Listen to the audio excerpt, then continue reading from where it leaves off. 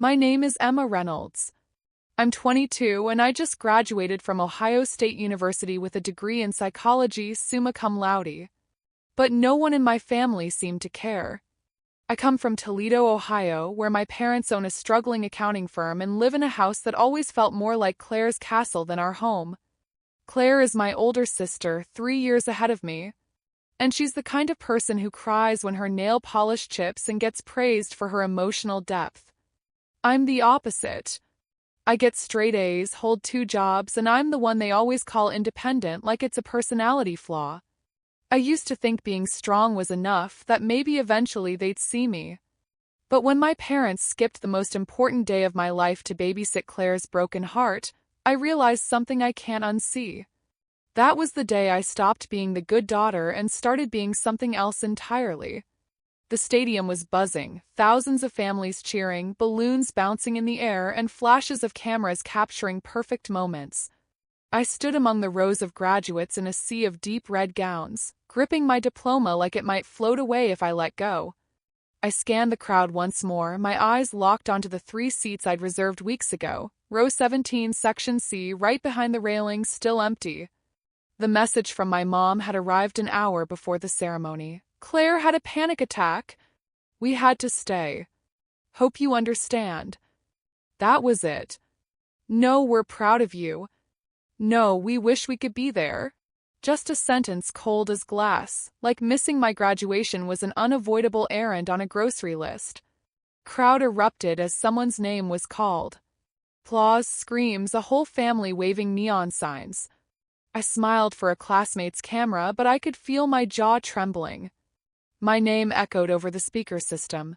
Emma Reynolds, Bachelor of Science in Psychology. And for a second, I hesitated. As I walked across the stage, the lights felt too bright, too hot, and the clapping sounded distant, as if I was underwater. No familiar voices called out, no faces I recognized, just strangers cheering like they were being polite, like I was just one more face in the rotation. I forced a smile as I took the diploma, trying not to look like the only person on stage with no one in the stands. But I was. After the ceremony, I drifted away from the crowds. Parents hugged their kids. Couples kissed. Siblings wrestled playfully in their dress clothes. I walked through it all like a ghost, alone. I asked a girl from my stats class to take a few photos of me. I smiled at them. I really tried, but when I looked back later, even I could see it. My eyes were screaming. I should have gone to dinner with friends. Should have celebrated, but I couldn't. I went back to my apartment instead. I didn't take off the cap and gown right away. I just stood in front of the mirror, staring. The fabric felt heavy, the silence louder than the stadium had been. My phone buzzed again. Another message, this time from Dad. We'll celebrate another day. Claire had a fight with her boyfriend. She's still not okay. You understand, that word again. Understand. Like I was built for sacrifice. I sat down on the edge of my bed, gown still on, diploma clutched to my chest like a shield. That night, something in me cracked. Not loud, not dramatic, just a quiet split like glass under pressure. I realized I had spent my whole life hoping for their applause, but it was never coming. Not for me. By midnight, I was still sitting there. In the mirror, I looked like a stranger, a girl dressed for someone else's celebration. I stood up, opened my closet, and pulled out the old suitcase I hadn't touched since freshman year. If I had to disappear to be noticed, so be it. I didn't sleep that night. I lay on my bed in my gown until the sun started to rise, bleeding through the thin curtains of my apartment like a quiet dare. Will you still be invisible today? By 6 a.m., my suitcase was packed. I didn't need much, just my laptop, some clothes, my battered notebook filled with half-written thoughts, and the necklace my grandfather gave me when I turned 16. I left the cap and gown hanging on the closet door like a ghost I no longer owed anything to. My apartment lease had 2 weeks left. I could have stayed. But suddenly I couldn't breathe in that space anymore. Not when every corner reminded me of all the nights I stayed up studying, telling myself they'll be proud someday. They weren't. I didn't say goodbye. I didn't tell anyone. Not even Zoe. I just texted her, gone for a few days. I need air. I knew she'd understand. Or at least wait until I was ready. She always did. The drive back to Toledo was quiet. I played a playlist I hadn't touched since high school. Half of the songs reminded me of sitting in the back seat on family road trips, pressed against the window while Claire chose all the stops. My parents had always told me I was so easygoing. But I wasn't. I just learned early on that saying what I wanted didn't change anything. When I pulled into the driveway of the house I grew up in, nothing had changed. Same porch swing with a broken chain on one side. The same flower bed Mom always insisted she'd replant next season. Same heavy silence behind the front door. I didn't knock. I walked straight in. My keys still worked. The smell hit me first, coffee, bacon, and that hint of Claire's rose perfume. I heard voices in the kitchen. They were laughing. Laughing. Less than 24 hours after skipping my graduation.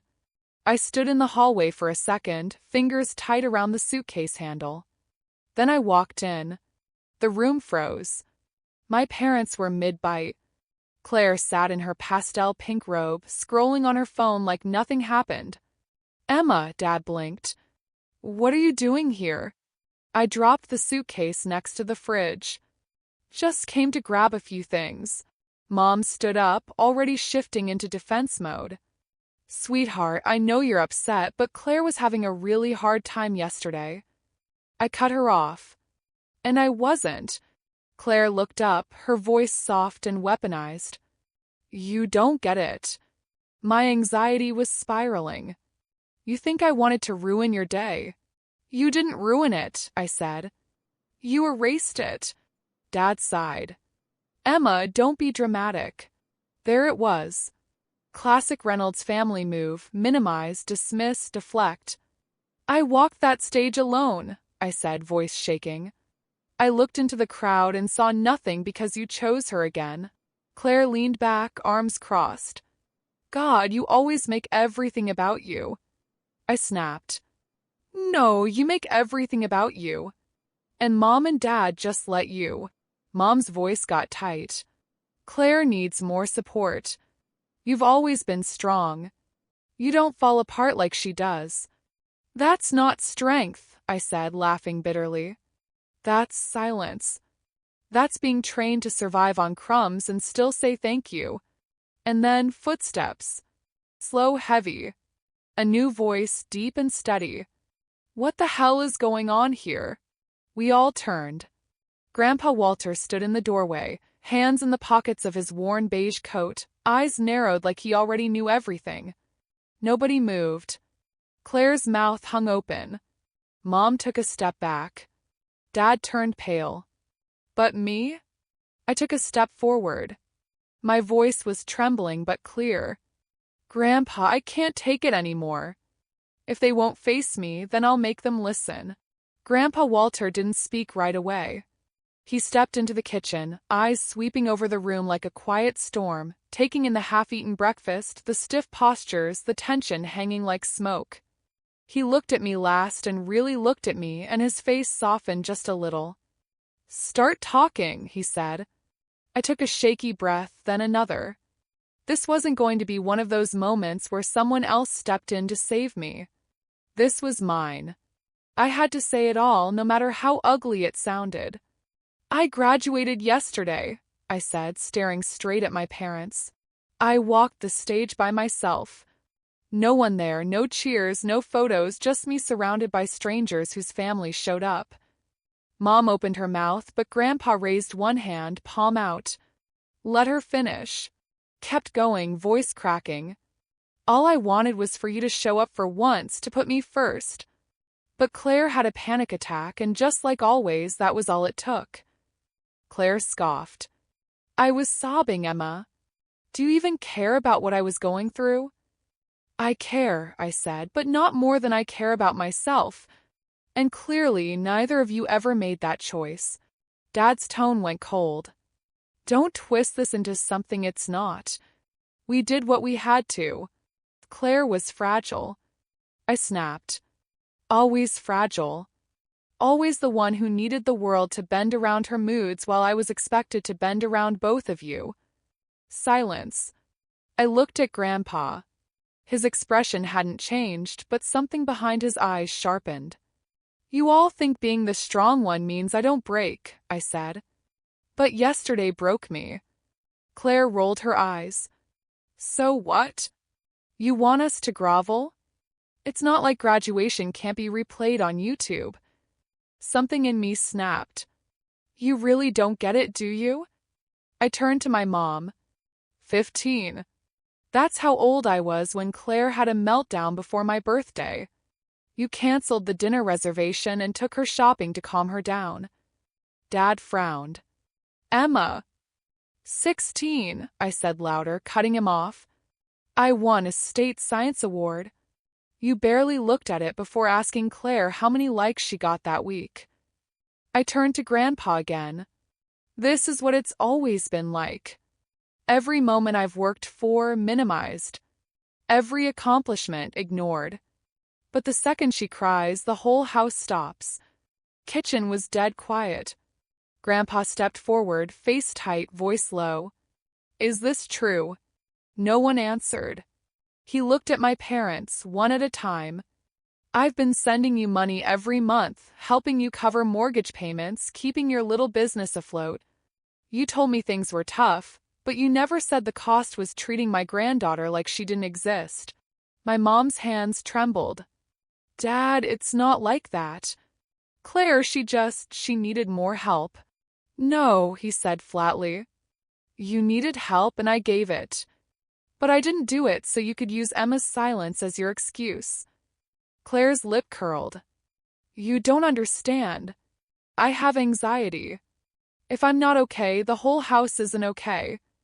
Grandpa turned to her, and his voice dropped into something even colder. Then maybe it's time the house stopped revolving around you. Claire's face twisted, but she said nothing. Then Grandpa turned back to me. Emma, he said, do you want to come live with me? You deserve better than this. I blinked. Yes, I do. That was when Mom's voice cracked. Wait, you're serious, Dad? You can't just take her. What are we supposed to do? You'll manage, he said. You've got your golden child. Dad stepped forward, his voice rising. Walter, think about the business. If you pull out now, you should have thought about that before you pulled out of your daughter's life, Grandpa said, not even looking at him. I grabbed my suitcase from the floor. Felt lighter this time. Grandpa placed a hand on my shoulder. Pack your bags, Emma, he said. I'm taking you home.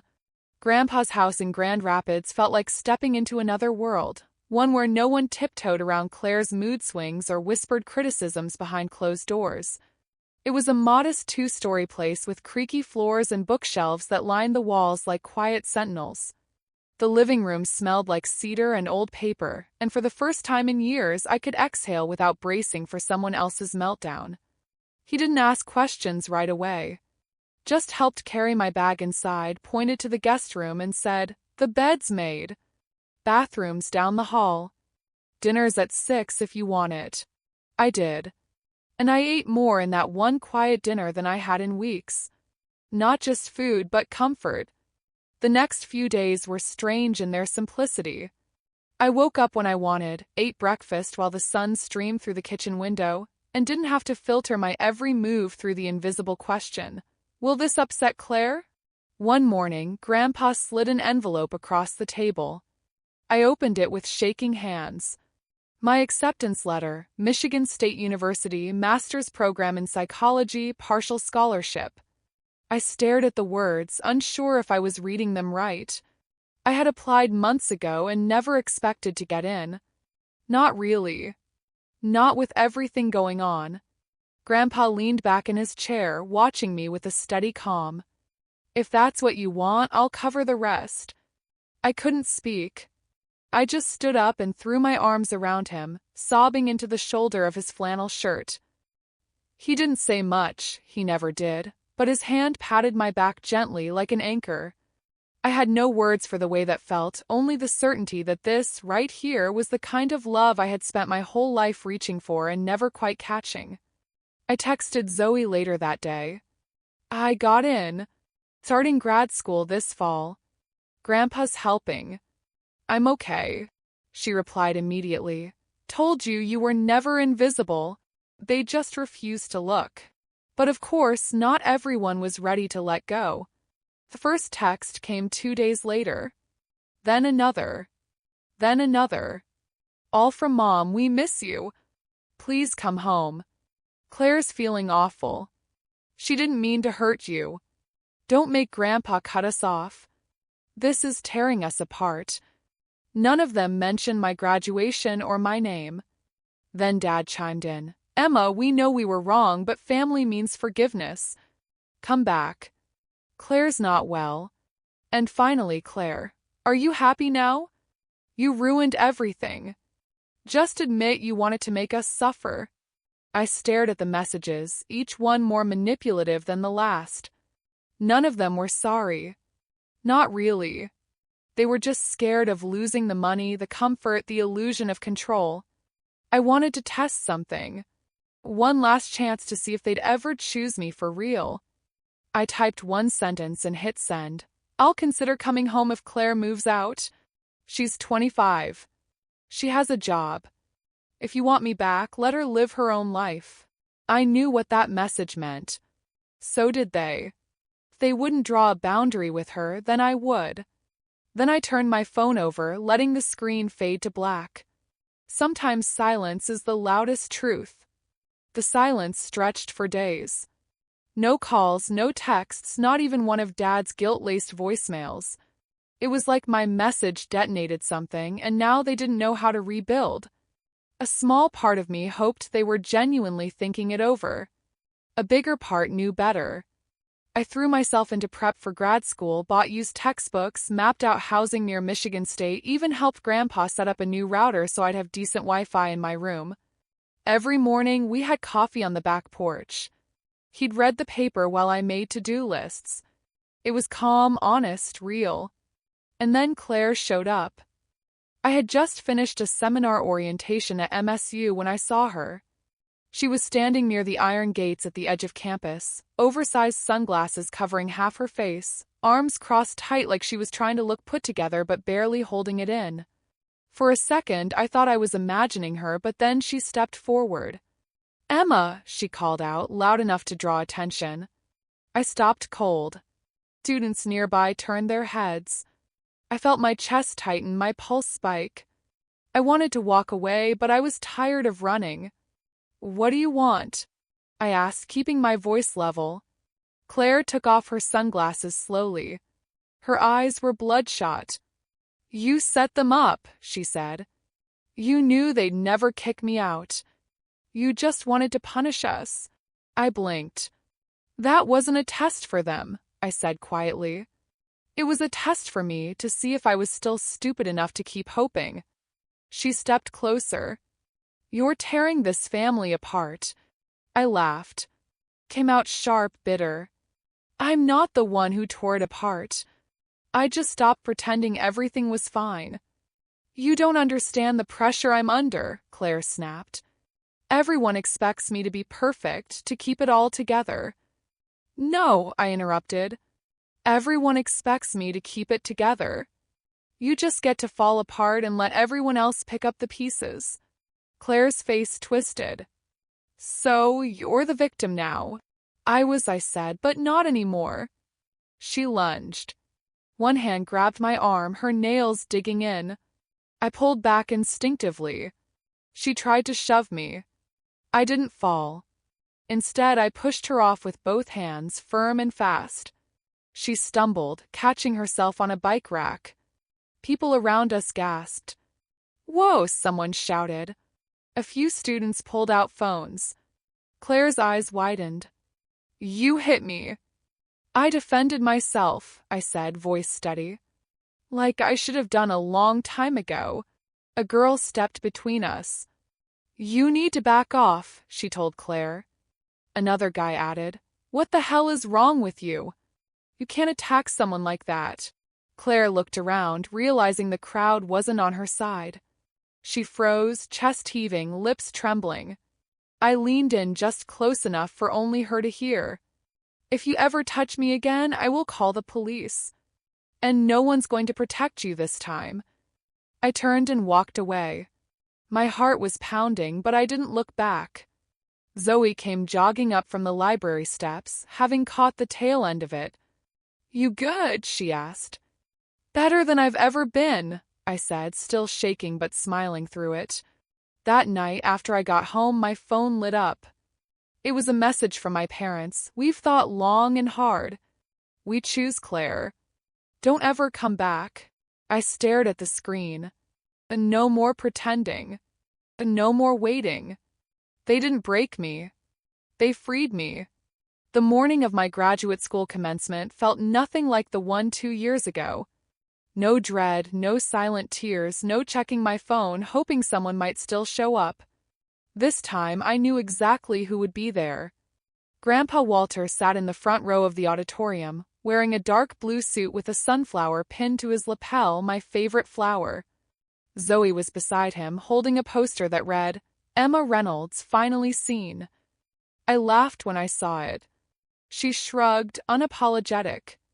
The announcer's voice echoed through the hall. "Emma Reynolds, Master of Science in Psychology."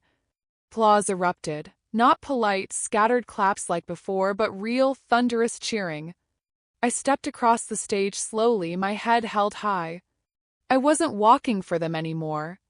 Not for Mom, not for Dad, not even for Claire. I was walking for me. When I accepted the diploma, I turned toward the crowd, and there he was, Grandpa, standing tall, eyes wet but proud, clapping with a strength that somehow filled the entire room. For a moment, I let myself absorb it. Not just the applause, but the freedom, the weightlessness of no longer needing to prove my worth to people who never intended to see it. After the ceremony, we took photos outside in the crisp Michigan air. Zoe made me do a silly jumping pose. Grandpa handed me the sunflowers, his voice quiet but steady. "You flew higher than any of them ever thought you could." "I only made it because you gave me a place to take off from," I said. He smiled, but there was something heavy in his gaze, like he wished he'd seen the truth sooner. I didn't need him to say it.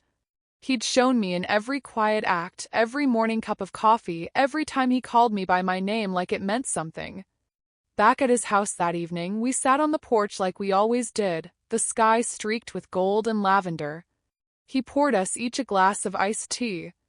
Zoe was inside, blasting music and reheating leftovers. "I heard the Carter house went up for sale," Grandpa said suddenly. "Their business folded last fall. Bankruptcy hit hard." "I know," I said. "Someone from our old neighborhood sent me a photo, for sale sign right in the front yard." Claire's still posting cryptic things on social media. Last I checked, she moved into a tiny apartment downtown. And no makeup tutorials lately. He looked at me for a long moment. "How do you feel about that?" I thought about it. Not happy, not sad either. Just fair. "It feels fair." He nodded. "That's all we can ask for sometimes. Not revenge, just balance." I leaned back in the chair, watching the stars start to blink awake in the sky. "You know," I said softly, "I used to think love was something you earned, that if I was good enough, patient enough, they'd finally give it." "They didn't," Grandpa said. "No," I said.